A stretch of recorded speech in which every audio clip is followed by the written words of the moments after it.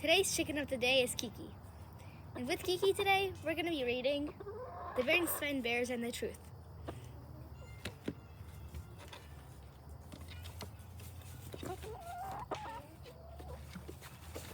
The Berenstain Bears and the Truth. No matter how you hope, no matter how you try, you can't make a truth out of a lie.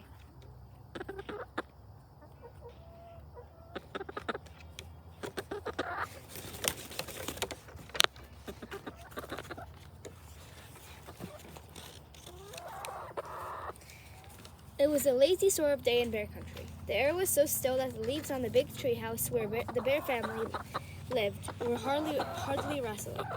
Except in the beehive where the bees were always busy, nothing much seemed to be happening. It was the sort of day that sometimes leads to mischief.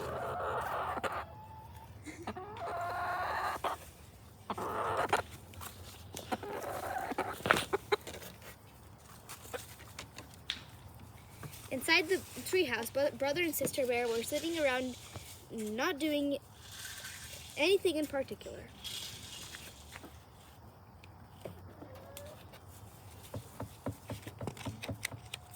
Brother was holding his soccer ball.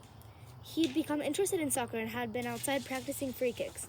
Sister was relaxing in an easy chair, thinking about what to do next. Neither Papa or Mama was around.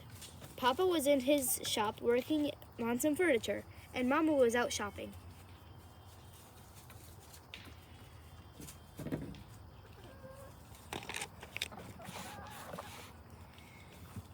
I know what, said Sister. Let's go gather some wild blackberries. Brother thought about that. No, he said. Wild blackberries have too many thorns, and besides, the seeds get stuck in your teeth. Well then, said Sister, let's go out and twist each other up on the swing and see who gets the dizziest. Brother thought about that. No, he said, that's silly. And besides, we did that yesterday. Sister became irritated and impatient with her brother.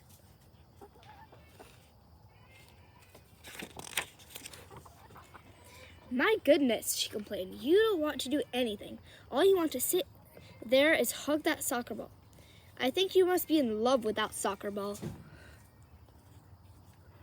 I am not, protested Brother, but I'll tell you something. I bet I can dribble this ball past you. Brother was a pretty good soccer player and a very good dribbler, but so was Sister.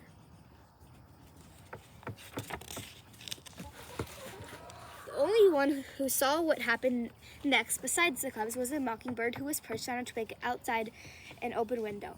Brother faced Sister. The ball was on the floor between them. First, Brother moved the ball with his right foot. Then with his left, trying to trick Sister out of position. Then, quick as a flash, he gave the ball a sharp kick with his right.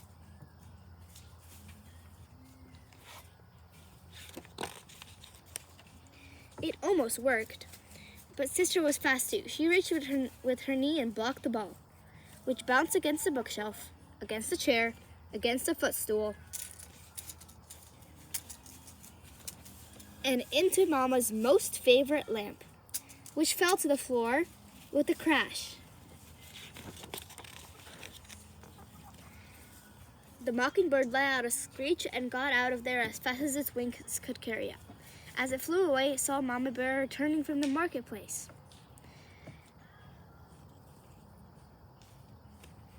Now the bear family had some house rules any family has. One was no honey eating in bed. Another was no tracking mud on the clean floors. And another was no ball playing in the house.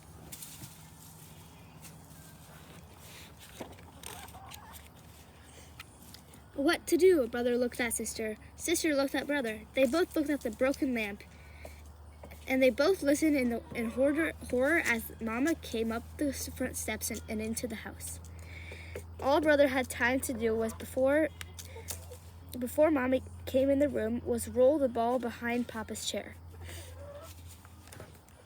My lamp, said Mama. My best lamp. What happened? She asked, looking into her cub's eyes. Tell me about it. The cubs looked into Mama's eyes, then at each other, and then they began to tell one of the biggest whoppers that anyone has been told in bear country.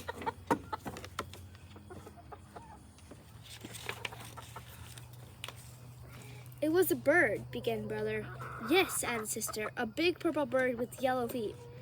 And green wingtips, added brother. And funny-looking red feathers sticking out of its head, said sister, a finishing touch. As most lies do, the purple bird whopper got bigger and bigger and bigger.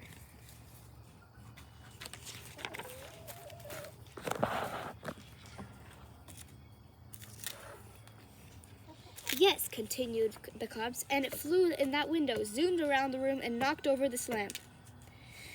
As Mama Bear was looking at the broken lamp with a sad expression on her face, Papa Bear came in from his shop. The cubs began to tell him the story of the big bird that flew in the window and broke the lamp.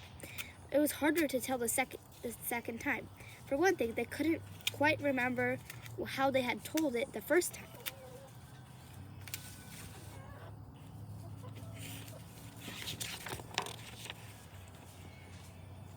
You've got me confused, said Papa. Was it a purple bird with green wingtips and yellow feet? Or a yellow bird with purple wingtips and green feet? Or was it a white bird with black spots? Like that soccer ball behind my easy chair. But the thing that really made it hard the second time was how very sad Mama looked as she picked up the pieces of the broken lamp.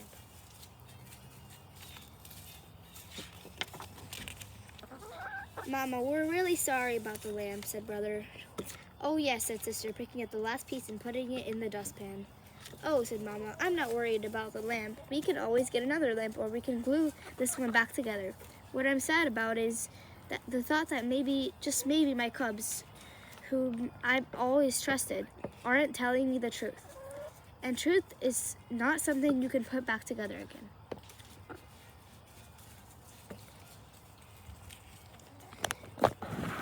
Both cubs started to talk at once. It wasn't a bird, said sister. It was a soccer ball. And it was all my fault, shouted brother. Just as much as my fault, shouted sister. But they were both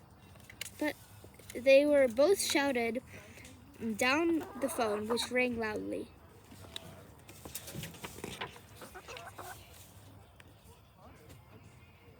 It was Grizzly Gran inviting the Bear family for a Sunday visit. Hello, Gran. Oh, everything is just fine here in the treehouse. How is everything with you? But Mama, protested sister. After Mama hung up the phone, you told Gran that everything is fine here, and that isn't really the truth. Oh, but it is, answered Mama. We've got two fine cubs who just learned a very important lesson about telling the truth. And what could be finer than that? Now, let's help Papa glue the lamp back together.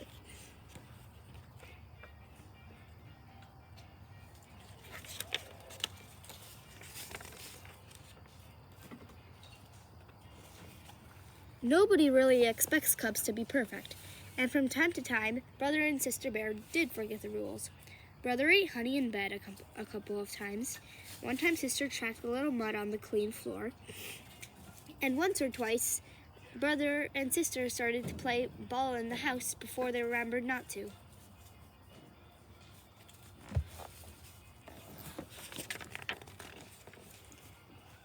But they never, ever again told the Whopper. Because trust is one thing that you can't put back together once it's broken. The end. I hope you enjoyed this video. If you did, please like and subscribe for more.